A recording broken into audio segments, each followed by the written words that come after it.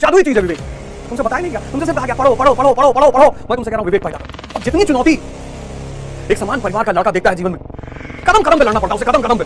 चुनौती से घबराना नहीं है, सहायक है तुम्हारी, भाई है तुम्हारा, इसलिए पढ़ चाहे जितना ले, अंग्रेजी चाहे जितना अच्छा बोलते, कपड़ा चाहे जितना अच्छा पहन ले, पर विवेक के पैदा होने का रास्ता बंद। देखो मुसलमानों की स्थिति, अगर उनके पैगंबर पर कोई क्वेश्चन कर ले नाराज हो जाते हैं। अरे भैया कोई क्वेश्चन कर रहा है उसको जवाब दो। तुमने यार पूछना ही छोड़ दिया। तुम बैठे हो क्लासों में, मैं तो क्लास लेकर रहता हूँ, मैं देखता हूँ बैठे हैं लोग क्लासों में, हजार हजार लोगों की क्लास, 3-3 घंटे की क्लास, कोई कुछ पूछने वाला ही नहीं। मैं सिखाने वाला कोच हूँ, मैं पढ़ाने वाला कोच नहीं हूँ। मेरे ऊपर पढ़ाने का वो मत करो, उसे सीख लो और अपने पैर पे खड़े हो जाओ। आज सब दूसरे को देख रहे हो, सोशल मीडिया के दौर में एक नेगेटिव चीज किसी की सोशल मीडिया पे डाल दो, मिलियन में व्यूज पहुंच जाते हैं। यानी इस देश का आदमी किसी की बुराई सुनने के लिए कितना आतुर होकर बैठा हुआ है। और दिन में अगर तुमने पूरा दिन दूसरों को दिया है तो क्या विकास होगा तुम्हारा? अपने पे ध्यान दो यार। हमारी जब ऑटोबायोग्राफी हो सकता है मैं लिखूं या हो सकता है बायोग्राफी लिखी जाए, तो पहला 60 पन्ना पढ़ के तो बहुत सारे लोग कोमा में चले जाएंगे। अब सिर्फ नशा थोड़ी बेहोश कर रहा है कि सिर्फ नशे से लोग बेहोश हो रहे हैं। अब तो बेहोशी का नशे से भी बड़ा साधन बन गया है मोबाइल। रील्स आज शराब से भी ज्यादा खतरनाक हो गई है लोगों के।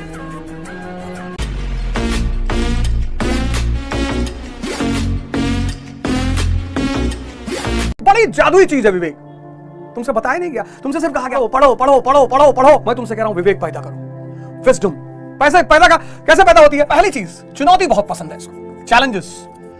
इसको पैदा करने के लिए जो सबसे जरूरी चीज है वो है चुनौती। पहली जरूरी चीज चुनौती। और जितनी चुनौती एक समान परिवार का लड़का देखता है जीवन में, कदम कदम पे लड़ना पड़ता है उसे, कदम कदम पे। हमारे स्कूल में बच्चे पढ़ते थे जिनके साथ 3-3 लोग आते थे। एक खाना लेकर आता था, एक खाना खिलाने आता था, एक खाना खिलाने के लिए रिक्वेस्ट करने आता था, भैया प्लीज एक पराठा और खा लीजिए, आपको हम वहां घुमाने ले चलेंगे भैया, यहां घुमाने, भैया प्लीज थोड़ा सा जूस पी लीजिए भैया।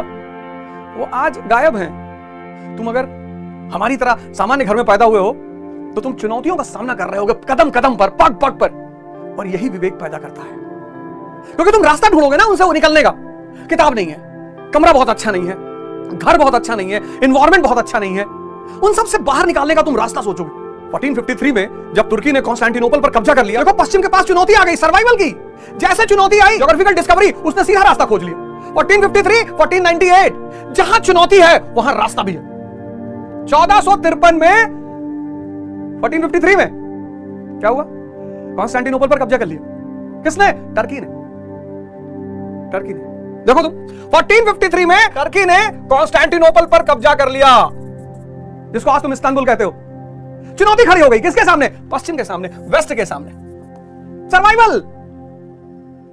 चुनौती खड़ी हो गई तो होश ज्यादा बढ़ गया, अलर्टनेस बढ़ गई। और 1498 में वास्को डी गामा ने सीधा रास्ता निकाल लिया भारत के लिए। देखो चुनौती, जहां चुनौती पैदा होगी जहां भी, इसलिए जिनके पास कम पैसा होता है ना, जो सामान्य परिवार से होते हैं, तुमको लगता है कोई जादुई घटना उनके जीवन में घटना? ना, ये सारी चुनौतियां चुनौती। विवेक को पैदा करने का पहला रास्ता है चुनौती। तुम गौर करो, तुम भारत का इतिहास 1947 से उठा के देखो, ऐसे सफल प्रधानमंत्री हुए जो सामान्य घरों से आते हैं। लाल बहादुर शास्त्री सामान्य घर से, चुनौती बहुत थी। अटल बिहारी वाजपेयी, चुनौती बहुत थी। नरेंद्र मोदी। पहला विवेक, चुनौती से घबराओ मत, ध्यान करो, वो तुम्हें उन चुनौती से रास्ता निकालेगा। वहीं पर विवेक का जन्म होगा। तो विवेक का जन्म का जो पहला मार्ग है वो है चुनौती। चुनौती से घबराना नहीं है, सहायक है तुम्हारी, भाई है तुम्हारा। सफलता और महत्वाकांक्षा के 4 भाई। पहला भाई चुनौती। जो पैसे वाले लोग हैं उनके बच्चों के सामने कोई चुनौती नहीं आती, इसलिए पढ़े लिखे तो बहुत हो जाते हैं, इंग्लिश बहुत अच्छा बोलता है। When I came back from America last month and I met Julie there and I cannot explain the things. Obviously it happens. बस ये देख के तुम्हें इंप्रेस नहीं होना कि भाई यार कहां अंग्रेजी बोल रहा है यार ये लड़का। यही है बस, जिनको तुम पैसे वाले कहते हो ना, उनके बच्चों के पास चुनौती नहीं है। इसलिए पढ़ चाहे जितना ले, अंग्रेजी चाहे जितना अच्छा बोल ले, कपड़ा चाहे जितना अच्छा पहन ले, पर विवेक के पैदा होने का रास्ता बंद हो जाता है। लालू यादव सामान्य परिवार से, भारत और बिहार की राजनीति पर दबदबा रहा उस आदमी का। चुनौती इतनी रही जीवन में, इससे भागना नहीं है, बिल्कुल नहीं भागना। दूसरी चीज, विवेक को जो चीज जन्म देती है दूसरी, वो है सम्यक संदेह, अविश्वास नहीं। इसलिए मैंने सिर्फ संदेह शब्द नहीं लिखा, सम्यक लिखा, अविश्वास नहीं। तुम क्वेश्चन ही नहीं करते।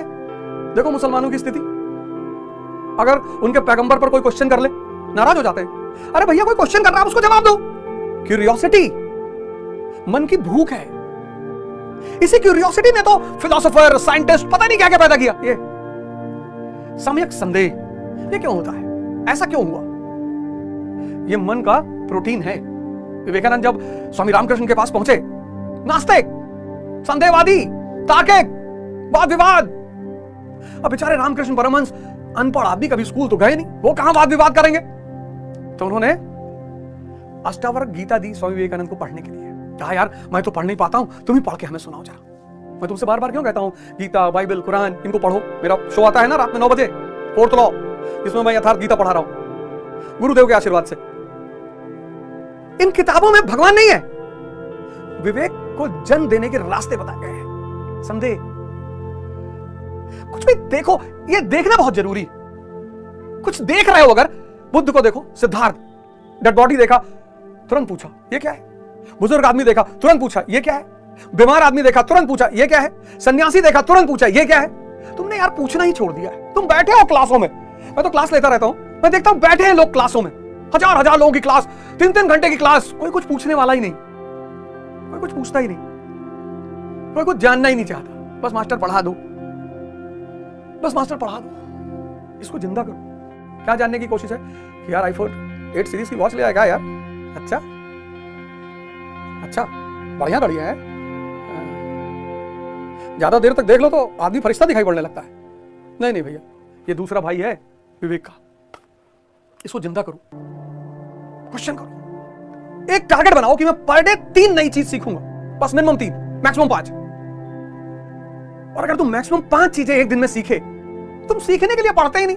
हमसे लोग कहते हैं अरे पूरा नहीं पढ़ा है, कितना पढ़ोगे।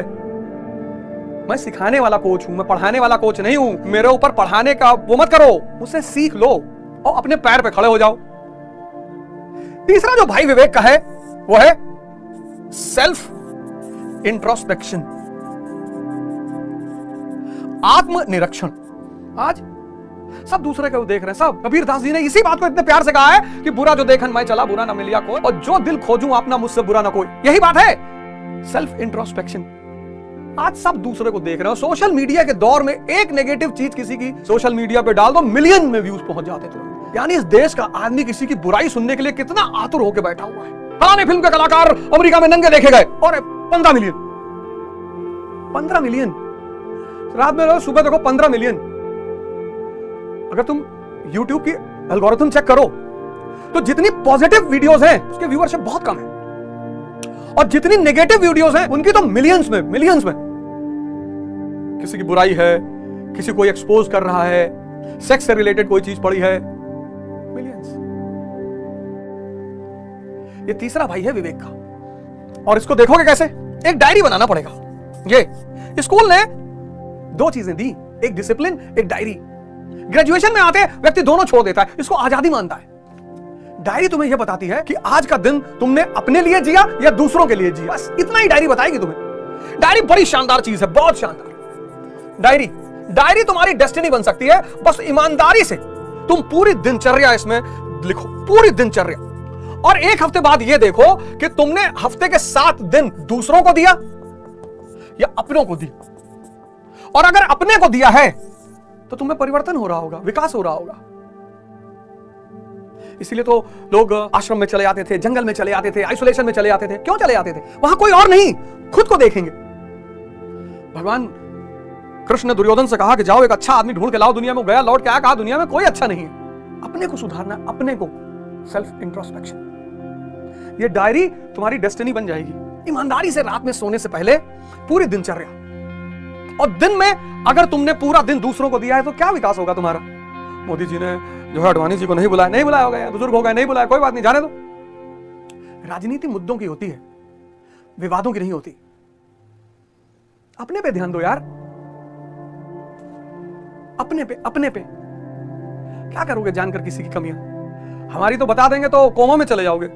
हमारी जब ऑटोबायोग्राफी, हो सकता मैं लिखूं या हो सकता बायोग्राफी लिखी जाए, तो पहला 60 पन्ना पढ़ के तो बहुत सारे लोग कोमा में चले जाएंगे कि अरे प्रभु। पर मैं अपने पे ध्यान देता हूं। शेर दहाड़ता है, बकरी मिमी आती है, कुत्ता भौंकता है। ऐसे इंसानों में भी लोग होते हैं बस उसके बोलने पे तुम्हें फाइंड आउट करना है कि किस कैटेगरी का है।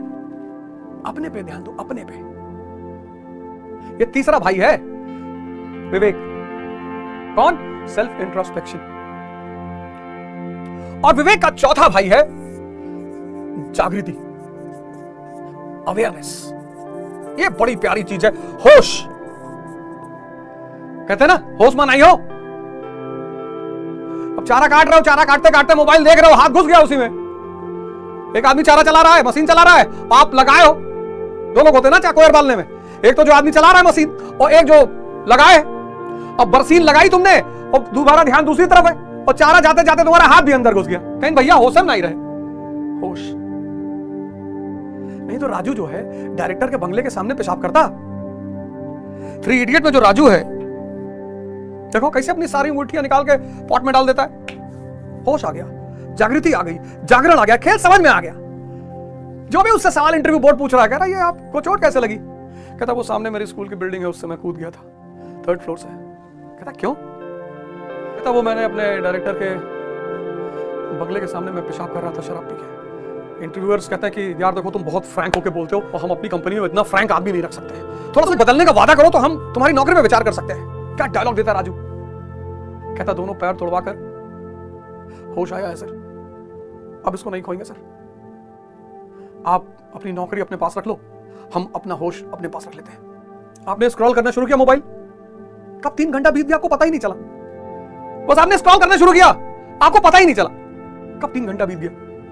अब तो बेहोशी के इतने साधन है। अब सिर्फ नशा थोड़ी बेहोश कर रहा है कि सिर्फ नशे से लोग बेहोश हो रहे हैं। अब तो बेहोशी का नशे से भी बड़ा साधन बन गया है मोबाइल। 3 घंटा पता नहीं पूरी रात स्क्रॉल करते चले गए, क्योंकि दिमाग को नई चीजें देखने का आदी है, रिपीटेटिव चीजों को देख नहीं सकता। और 1-1 सेकंड के वीडियो है इंस्टाग्राम वाले रील्स, 1-1 सेकंड में नई चीज आ रही है और दिमाग को नई चीजें बहुत पसंद है। वो बोर होगा ही नहीं, पूरी रात आप नया रील देखते रहे, नई नई रील।